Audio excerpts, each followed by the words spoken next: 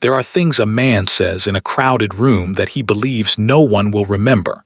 He is always wrong. The woman he says them to remembers every word, the precise tone, the exact angle of his head, the way the candlelight caught the indifference in his eyes. She carries it home with her like a stone in her pocket, and it is still there in the morning and the morning after that and every morning for the rest of her life. The Duke of Marath said 4 words to Viola Ashby on the evening of the 15th of October, at the Grantham Autumn reception, in a room full of people who were pretending to talk to each other while actually watching everyone else. He said them quietly. That was the part she would remember longest, not the words themselves, but the quietness. The casual, unhurried quietness of a man who had never once considered that the person he was speaking to might matter. Viola had been standing near the east window with a glass of wine she hadn't particularly wanted, watching the room with the composed expression she had spent years perfecting. The one that said, "I am exactly where I intend to be," in a voice that cost her nothing and gave nothing away. She was wearing her good dress. Her only good dress, technically, though that was not a distinction she advertised. It was pale blue, well-made, 4 years old, and she had pressed it herself that morning on the kitchen table because there was no longer anyone else to press it. The Duke passed her on his way to somewhere more important. He slowed. He didn't stop, not entirely, but there was a fractional pause, a slight inclination of his head, as though something had caught his attention the way an unpleasant smell catches attention. Then he said, in a voice pitched precisely low enough to reach only her, "Do you always bring the smell of a poor house into other people's rooms, Miss Ashby?" And he walked on. The woman to Viola's left had heard. The man behind her had heard. She could tell by the quality of the silence that bloomed outward from the moment like a ripple. The suddenly very focused attention on wine glasses, on ceiling moldings, on anything that was not Viola Ashby standing by the east window. She did not move. She stood exactly where she was with her glass of wine and her pressed dress and her composed expression, and she waited until the ripple had settled and the room had rearranged itself around the moment and moved on. Then she finished her wine, set the glass down on the tray of a passing footman, smoothed her skirt. She did not look for the Duke.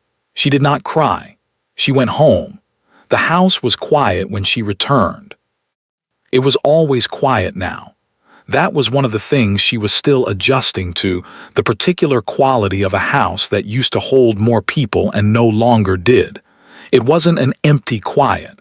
It was a remembering quiet. Every room in it knew what it used to sound like. Hobbs was waiting in the entrance hall with the careful, unhurried posture of a man who had decided, somewhere in the last 2 years, that the most useful thing he could do was simply be present. He was 64 years old and had worked for the Ashby family for 31 of them, and had stayed on after Robert Ashby's death at a salary that Viola could not quite afford, and that he had not once mentioned. He took her coat without a word. She stood in the hallway for a moment, looking at nothing in particular. "I'll make tea," Hobbs said. "Thank you," she said. She went to the small sitting room, the one they still used, the one with the fireplace that drew properly, and sat in the chair nearest the grate and looked at the fire. It was a modest fire. She had become quite skilled in the past 2 years at modest fires. You learned the exact amount of coal required to heat a room to the precise temperature of acceptable without crossing into wasteful, and then you stopped thinking about it. She had learned a great many things like that. Hobbs brought the tea, set it on the table beside her, did not ask about the evening.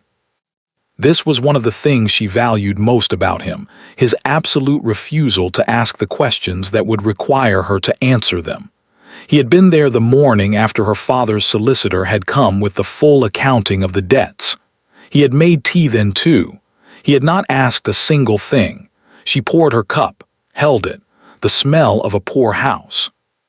She turned the phrase over in her mind the way you probe a sore tooth, carefully, deliberately, to understand the precise dimensions of the damage. It was a cruel thing. She was not naive enough to pretend it wasn't. But cruelty came in many forms, and she had learned to categorize them. There was the cruelty of people who didn't know they were being cruel, which was almost forgivable. The cruelty of people who knew and didn't care, which was ordinary. And the cruelty of people who knew, cared, and chose the exact word that would land in the exact place that would hurt the most. The Duke of Marath was not a stupid man, which meant he had known exactly what he was doing. She drank her tea. She had met James Marath twice before the reception. Both times briefly, both times in rooms larger than conversation allowed. She had formed no particular impression of him except that he was tall, that he spoke rarely and expected to be listened to when he did, and that he had the particular quality of self-possession that came not from ease but from never having been made to feel uneasy. She understood that quality. She had worked very hard to manufacture a version of it herself. The difference, she supposed, was that his had come free of charge. The Marath estate was 3 miles from the village. She had passed it occasionally on the road, the long stone wall, the iron gate, the avenue of oaks that disappeared into the grounds. It was the kind of estate that announced itself without effort, the way very old money announced itself, simply by existing and being large and having been there longer than anything around it. Her father had spoken of the Maraths occasionally. She was trying to remember now, in the sitting room with her tea, what he had said. Something about the old Duke James's father being a fair man. Something about a transaction long ago, the details of which she had not paid sufficient attention to at the time, because at the time she had been 19 and insufficiently interested in her father's business affairs. She was paying attention to a great many things now that she had previously considered someone else's concern. The Duke of Marath, she learned over the following weeks from the particular social information network that operated invisibly but efficiently through every drawing room in the county, was 38 years old, unmarried, and considered an excellent match by every family with a daughter of appropriate age. He was also considered by the same families to be somewhat difficult, exacting, the sort of man who noticed everything and commented on whatever he found deficient. This was said, she observed, with admiration. She filed this information away without particular comment. She went to the events she was invited to because not going had its own costs, the gradual social attrition that happened to women who withdrew, the way absence was interpreted as shame, and shame as confirmation of whatever story the room had already decided to tell. She went, and she wore her good dress, and she performed the composed expression, and she spoke to people who spoke to her and did not speak to people who didn't. The Duke of Marath was at 3 of these events. She did not avoid him. Avoidance implied effort, implied awareness, implied that he occupied enough of her attention to require management. She simply did not seek him out. When he was in a room, she knew where he was the way you know where a piece of furniture is in the dark, not by looking, but by the shape of the space around it. He was always, she noticed without intending to notice, also aware of where she was. She chose not to examine this. It was Mrs. Alderton who said what no one else had said. Helena Alderton was 71 years old, had been widowed for 20 years, owned her opinions outright and apologized for none of them, and had taken what she described as a sensible interest in Viola since Robert Ashby's death. She had no daughters of her own. She had no patience for pretending that rooms were nicer than they were. She found Viola at the Pemberton card evening, and sat beside her with the directness of a woman who had long since stopped performing a rival. "I heard what he said to you at the Grantham reception," she said. "No preamble, no softening. I want you to know that I heard it, and that every person within 12 feet of you heard it, and that not one of them has forgotten it." She looked at Viola steadily. "I also want you to know that you handled it with more grace than the occasion deserved." Viola looked at her. "Thank you, Mrs. Alderton." "I'm not complimenting you," the old woman said. "I'm informing you there's a difference." She picked up her cards. He was wrong to say it. He knows he was wrong to say it. Men like that always know. They simply calculate that the knowing costs them nothing. Whether he will ever do anything about the knowing is a separate question. She arranged her hand with the precise attention of a woman who played to win. I thought you should understand the full picture. Viola considered this. And what is the full picture? That you have more allies in that room than you think, Mrs. Alderton said, and that he has fewer friends than he believes. She looked up briefly.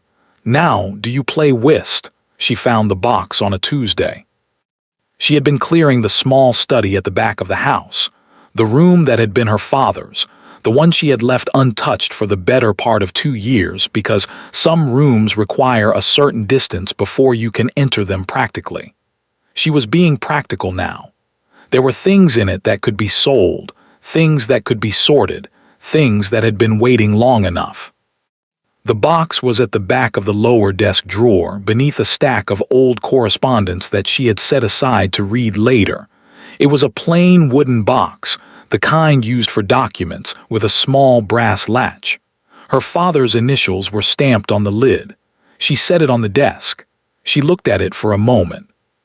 Then she put it with the other things she was setting aside, closed the drawer, and went to make her own tea because Hobbs had gone to the village. She did not open it, not that day. That night she lay in the dark and thought about nothing in particular, which was the method she had developed for thinking about everything at once without any of it becoming unbearable. The house settled around her. A branch moved against the window. Somewhere down the lane a dog was briefly, distantly concerned about something.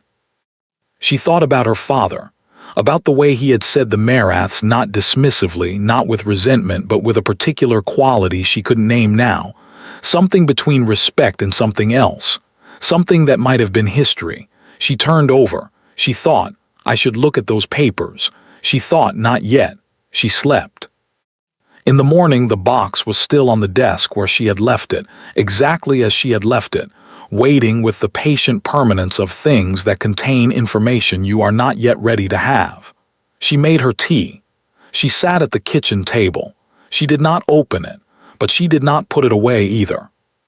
The Duke of Marath sent a calling card 3 days after the Pemberton card evening. Viola found it on the hall table when she came downstairs, placed there by Hobbs with the careful neutrality of a man who had opinions he was not sharing. It was a standard card, heavy cream stock, engraved name, no message. The kind of card that said I called without saying anything about why. She picked it up. She put it in the top drawer of the hall table. She went about her day. He called again on Thursday. She was in the back garden when Hobbs came to find her, attempting to do something useful about the state of the kitchen garden, which had developed opinions of its own over the past 2 seasons, and was no longer entirely accepting of outside authority. She had dirt on her gloves and a realistic assessment of how much of this she was going to be able to manage alone. The Duke of Marath, miss, Hobbs said. She straightened up, looked at him. Hobbs looked back with the expression he used when he was waiting for instructions, and had no personal investment in the outcome whatsoever, which was to say, the expression he had been using consistently for 31 years, while clearly having a great deal of personal investment in nearly everything. Tell him, Viola said, that I don't recall the conversation he's likely here to discuss. Hobbs considered this, and if he asks what conversation, then he'll know I mean it, she said. She went back to the garden. Hobbs went back to the house. She heard, distantly, the front door, then the quiet that meant he had gone. She pulled up a weed with more force than strictly necessary. He sent another card on Friday, and one the following Monday. By the end of the 3rd week, there were 7 cards in the top drawer of the hall table.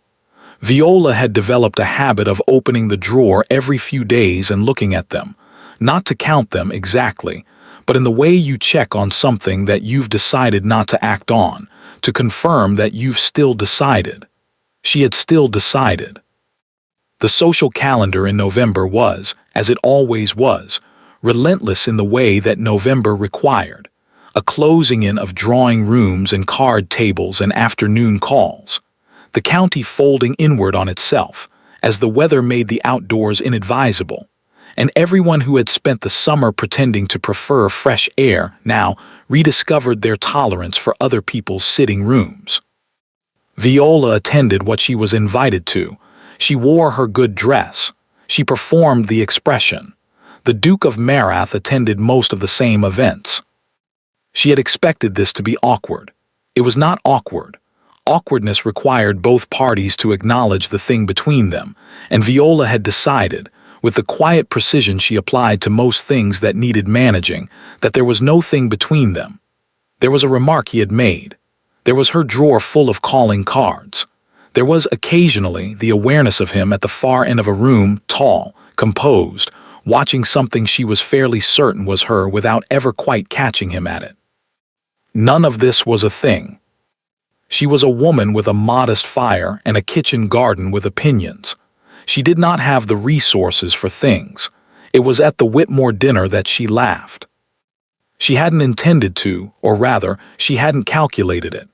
Mrs. Alderton had said something about a mutual acquaintance's new hat that was so precisely, devastatingly accurate that Viola had laughed before she'd finished hearing it.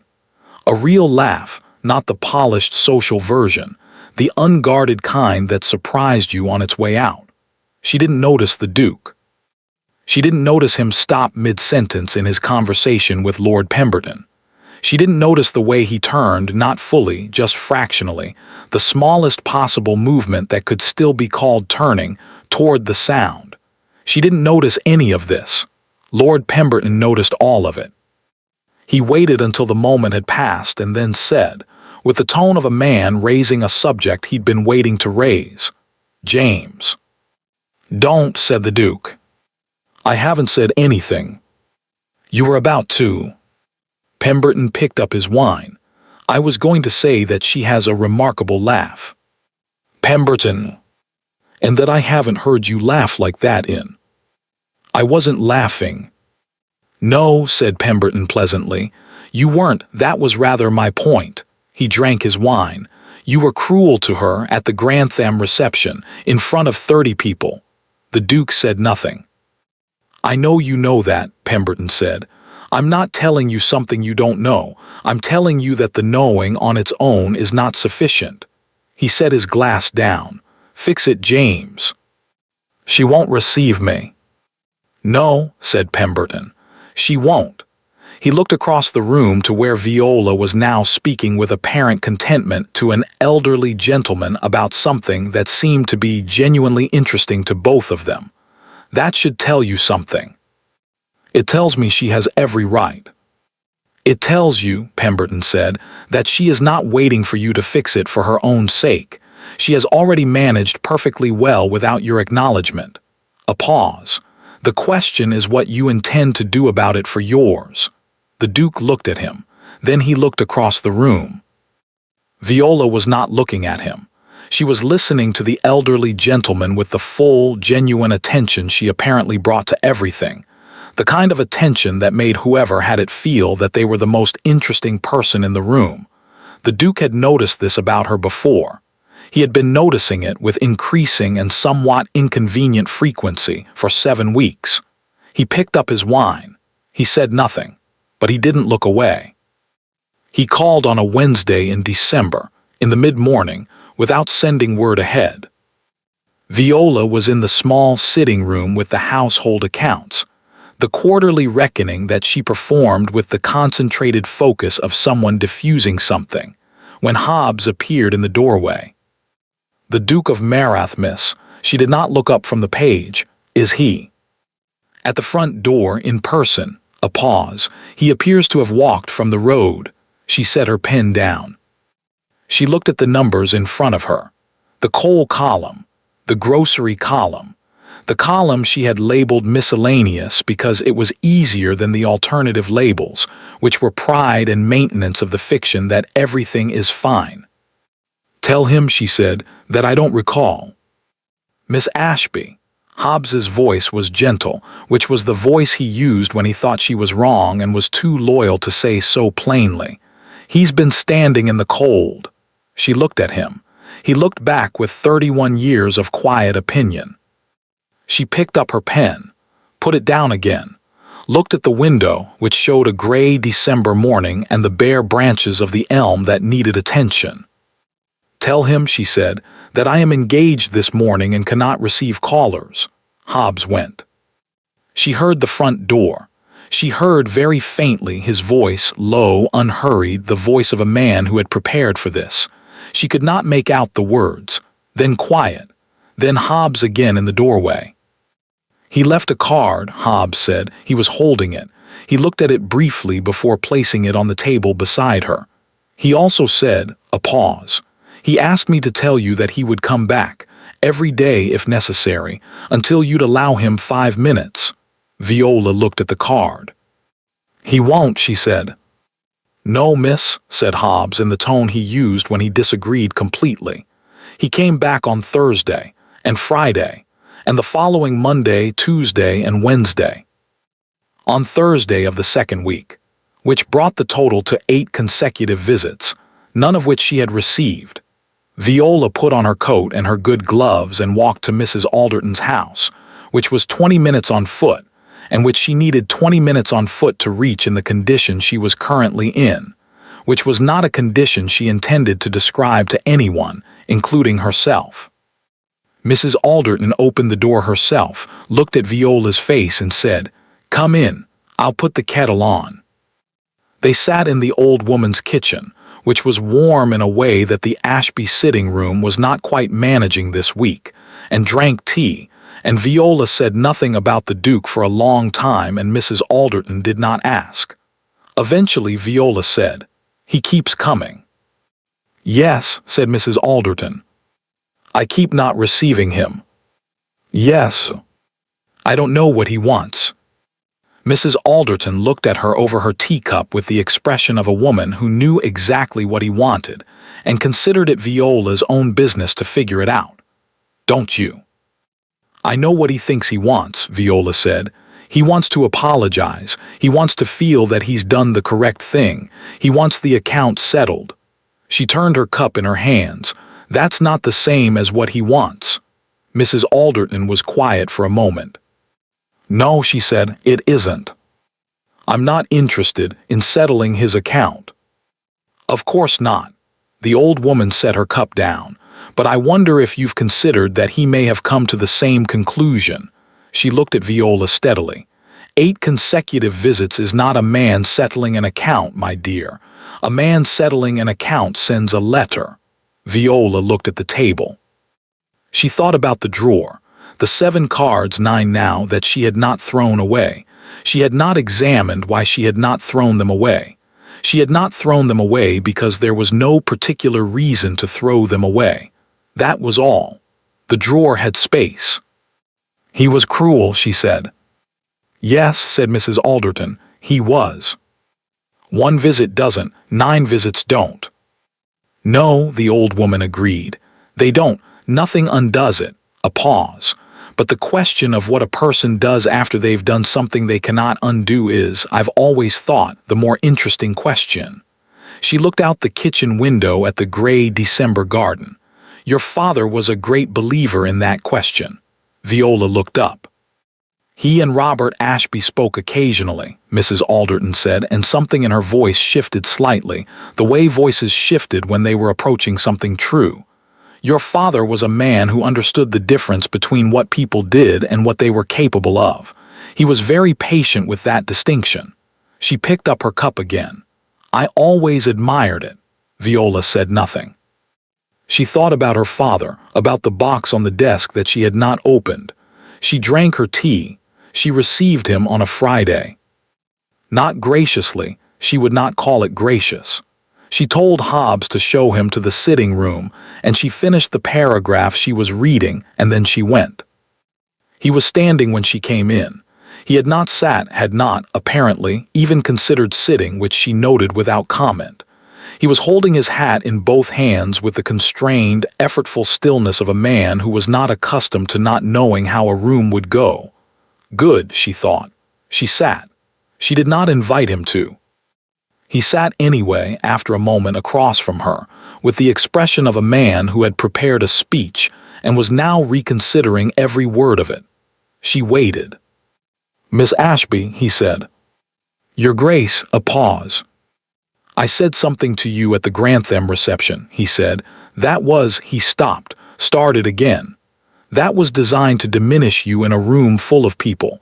It was calculated and it was wrong, and I have been unable to." Another stop. His jaw tightened slightly. "I am not practiced at this." "No," she said, "I imagine not." He looked at her. "I am sorry for what I said, not for the form of it, not the social version, genuinely." The room was quiet. The fire was modest. The curtains were 4 years old. Outside, the elm needed attention. Viola looked at this man, at the uncomfortable, effortful sincerity in his face. The thing he was doing that was clearly costing him something. The hat still turning slightly in his hands. And she thought about what Mrs. Alderton had said. The more interesting question. "Thank you, Your Grace," she said. She stood. He blinked. "That's—" "I appreciate you coming," she said, repeatedly. The smallest pause. "Hobbs will show you out." She left the room. She stood in the hallway and listened to the quality of the silence from the sitting room. The silence of a man who had not gotten what he came for and was determining what to do about that. And she felt, for the first time in 2 months, something that was not entirely unpleasant. She went upstairs. She sat at the small desk in her room. After a long moment, she opened the top drawer, took out the 9 calling cards and looked at them. She put them back. She did not throw them away. The box was still on the desk in her father's study. She opened it that evening. Not because of anything in particular. Not because of the Duke, or the visit, or Mrs. Alderton's careful words about her father and his patience with the distinction between what people did and what they were capable of. Not for any reason she was prepared to name. She unlatched the brass clasp and lifted the lid. Inside were documents, folded papers, some yellowed at the edges, some newer, letters, a small leather notebook, and at the very bottom, beneath everything else, a sealed envelope with her name on it in her father's handwriting. She picked up the envelope, held it, set it aside for now. She began with the documents. The first 3 were routine estate papers, boundary surveys, lease agreements, the ordinary paperwork of a family that had owned land for generations. She set them aside. The 4th was a letter, dated 18 years ago, addressed to her father from a solicitor she didn't recognize. She read it. Then she read it again. She sat back in the chair. Outside, the December wind moved through the elm. The modest fire in the grate needed attention. Somewhere in the house Hobbs was doing something quiet and useful, as he always was. Viola held the document in her hands and looked at her father's name at the top of it, Robert Ashby-esque, and thought about all the things she had not known, and all the things she had not thought to ask, and the particular grief of understanding someone more completely after they were no longer there to be understood. She sat in her father's chair for a long time. Then she picked up the sealed envelope with her name on it, and she opened it. The letter was 4 pages long. Her father had written it 2 months before he died. She could tell by the handwriting, which was still firm but had acquired the slight deliberateness of a man who was choosing his words with unusual care. Not the quick, practical hand of his correspondence. The hand of someone writing something they had been putting off for a long time. She read it by the fire in his study, in his chair, with the document from the solicitor on the table beside her, and the rest of the box still open and waiting. My dear Viola, if you are reading this, then I have left things in a state of disorder that I should have addressed while I was still present to address them. I am sorry for that. I was, in this particular matter, a coward, which is a quality I hope you have not inherited, though I suspect from the evidence that you are rather braver than I was. There is a document in this box relating to the Marath estate. I want you to understand what it is before someone else explains it to you in terms that may not serve your interests. In the autumn of 1809, the late Duke of Marath, James Marath's father, came to me with a difficulty. The estate was solvent in land but not in capital. A legal dispute over the original title grant had been raised by a distant claimant, and without immediate funds to contest it properly, the title itself was at risk. The late Duke was a proud man and did not find it easy to ask. But he asked. I lent him the money, not through a bank directly, personally, from the remains of what your grandfather had left me. It was, I will be honest with you, nearly everything I had in liquid form at the time. Your mother was not entirely pleased. In return, the late Duke signed a document acknowledging the debt and attaching, as security, a portion of the Marath estate title, a legal instrument that meant, in plain terms, that the Marath title could not be transferred, contested, or sold without the resolution of that debt or the consent of its holder. The debt was never formally repaid, not because the late Duke was dishonest, he was not, but because he died before the arrangement was settled, and his son inherited an estate whose papers I suspect were not thoroughly examined, and here is the cowardice, did not pursue it. I did not want to be the man who arrived at a new duke's door demanding payment. And then the years passed, and it became the sort of thing one means to address and does not. The document is legally sound. I had it reviewed in 1817. It remains in effect. What you do with this information is entirely your decision. You owe the Marath family nothing. But I want you to know, and this is the part I find hardest to write, that James Marath's father was a good man who was kind to me when kindness was not required. Whatever his son may be, I would ask you to hold that separately. The signature on the deed is mine. The estate, in a technical sense, has always been partly yours. I should have told you sooner. I am sorry that I didn't. With all my love, your father Viola read the letter twice. Then she folded it along its original crease and placed it back in the envelope. She picked up the document from the solicitor. Read it again, more carefully this time, with the letter's explanation beside her, following the legal language to its conclusion. Her father was right. It was legally sound. She could see that even without a solicitor's opinion, which she would need eventually, but the instrument was clear, the signature unambiguous, the terms exactly what he had described. She set it down. She sat in the chair for a long time, watching the fire reduce itself to embers, thinking about an autumn evening in 1809 that she had not been alive for her father at his desk, counting what remained of his capital, deciding to give nearly all of it to a proud man who had asked. Her mother not entirely pleased. The years passing. The debt sitting quietly in a box in a drawer, waiting. She thought about James Marath inheriting an estate whose papers he had perhaps not thoroughly examined. She thought about a man standing in her sitting room with his hat in his hand saying, I am not practiced at this. She thought about 9 calling cards in a drawer. She did not sleep well. She went to Mrs. Alderton in the morning. Not for advice. She had made certain decisions by the time she arrived, and she was not looking to have them unmade. She went because Mrs. Alderton was the only person she trusted to hear the full account without either dramatizing it or diminishing it, and because there was a particular relief in saying a thing aloud to someone who would simply listen. She told her everything. The box, the letter, the document, the legal instrument, the signature. Mrs. Alderton listened without interrupting, which was one of her better qualities. When Viola had finished, the old woman was quiet for a moment. Does he know? She said. I don't think so. My father believed he hadn't examined the papers thoroughly. Will you tell him? Viola looked at her hands. Yes. Why? It was a direct question, and it deserved a direct answer. Viola had been working on the answer since approximately 2 o'clock that morning. Because it's his estate, she said, and because my father asked me to hold his father separately from whatever his son may be, and because, she stopped, pressed on, because I am not interested in leverage, I never have been. Mrs. Alderton looked at her for a long moment. "Your father," she said, "would have been very proud of that sentence." Viola said nothing. She looked at the old woman's kitchen window, at the pale winter light coming through it, at the bare garden beyond. "There is one other reason," she said quietly. "I know," said Mrs. Alderton. "I haven't decided what to do with it yet."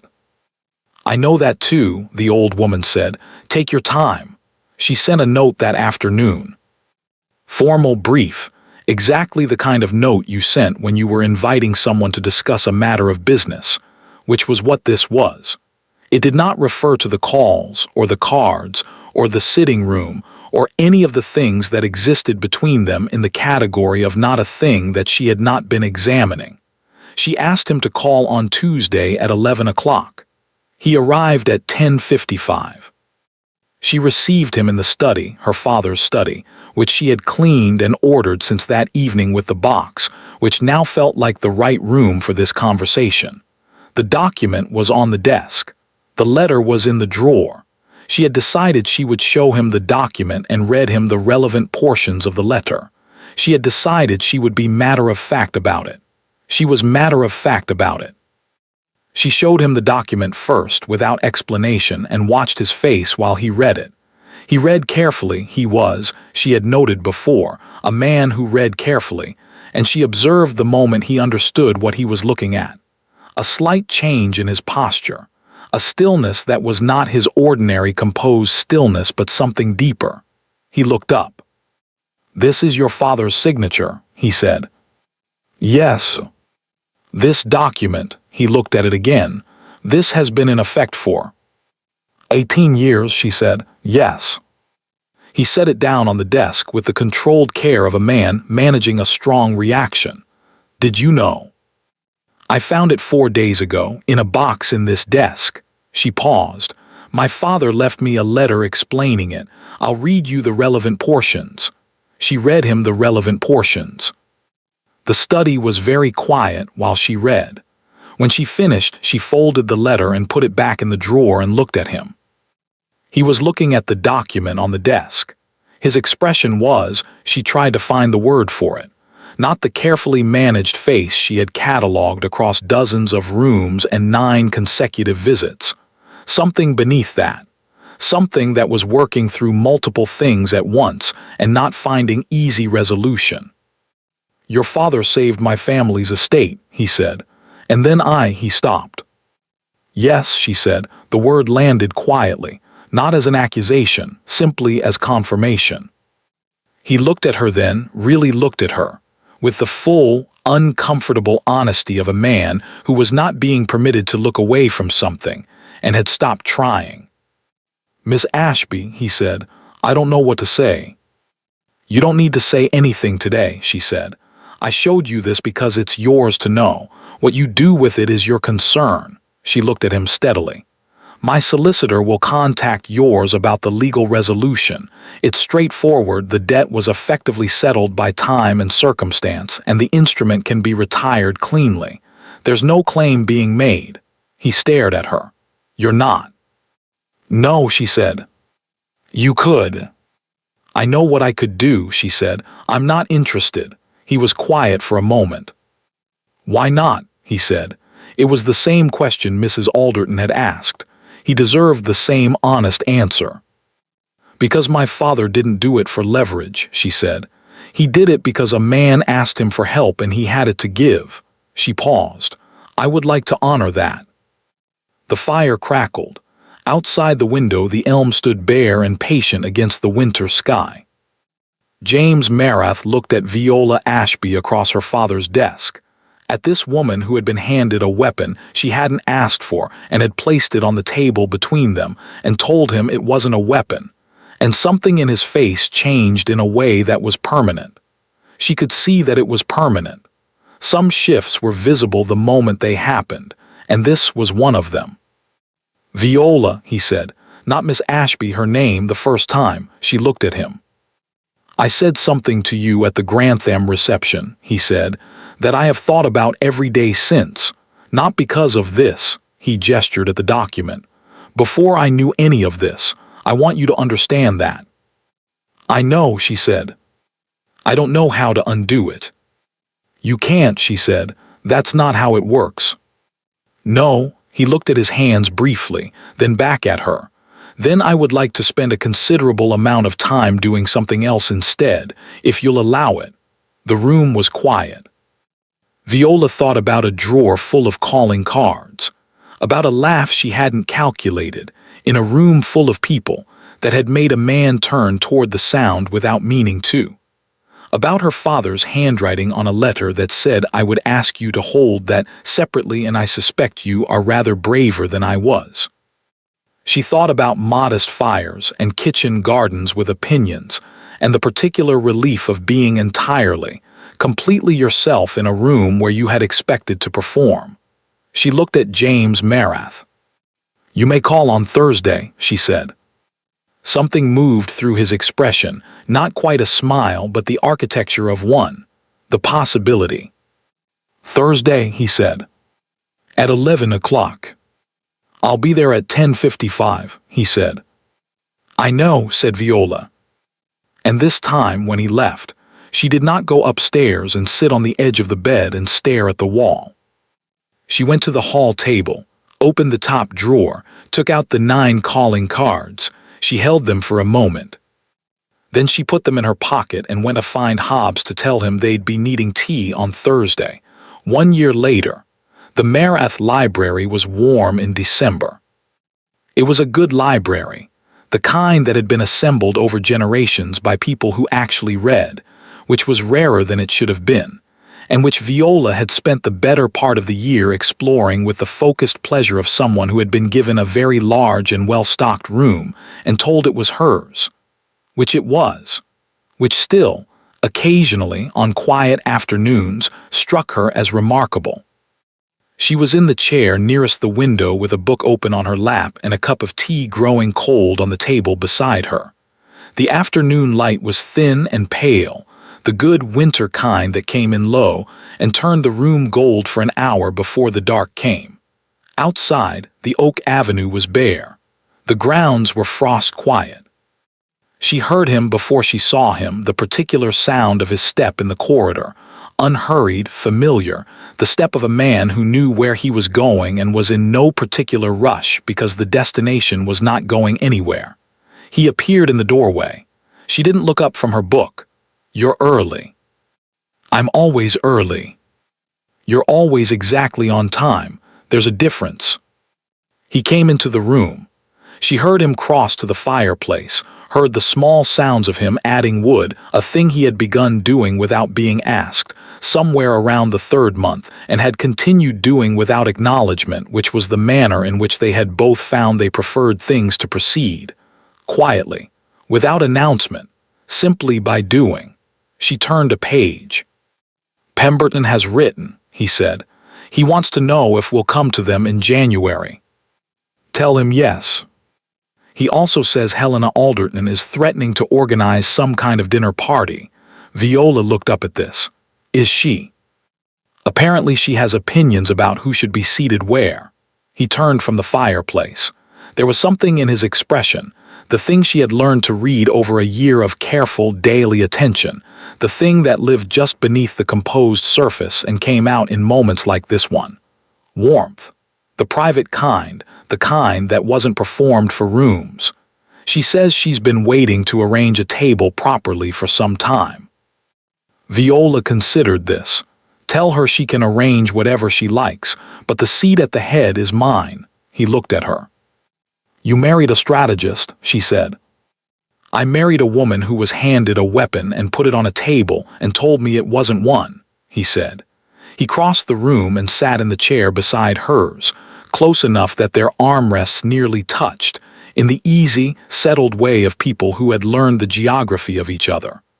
"I have thought about that almost every day since. It was just the right thing to do." "Yes," he said, "it was." He looked at her, the full, unhurried attention she had catalogued at dozens of dinners and drawing rooms before she understood what it was. That was rather the point. Outside, the low winter light moved across the oak avenue. The fire found its rhythm. The room was warm in the way that rooms were warm when they held the right people, not the warmth of performance, not the careful warmth of social occasions, but the deep, unannounced warmth of a place where no one was required to be anything other than what they were. Viola's tea was cold. She drank it anyway. James reached over and took the cup without a word, stood, went to the small table by the door where the pot was kept and poured her a fresh one, set it back beside her, sat down again. She didn't thank him. He didn't expect her to.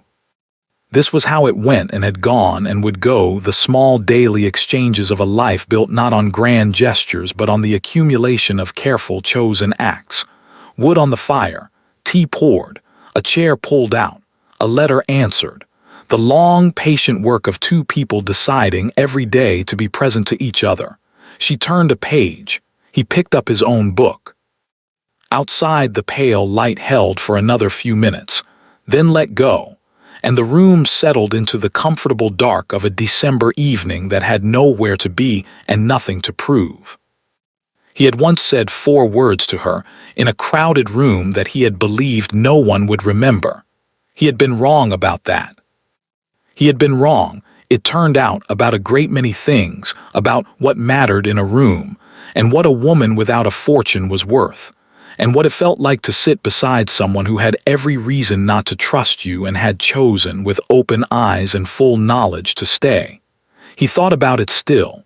He suspected he always would. Not with shame exactly, shame was a door you closed, with something more like gratitude, the kind that arrived late and quietly and made itself at home. Thank you for listening to the story all the way to the end. If you enjoyed this Duke story, let us know where you're watching from in the comments. And if you'd like to support the channel, you can join as a member or send a super thanks super chat. Your support truly helps us continue bringing these stories to life. Don't forget to subscribe for more stories like this.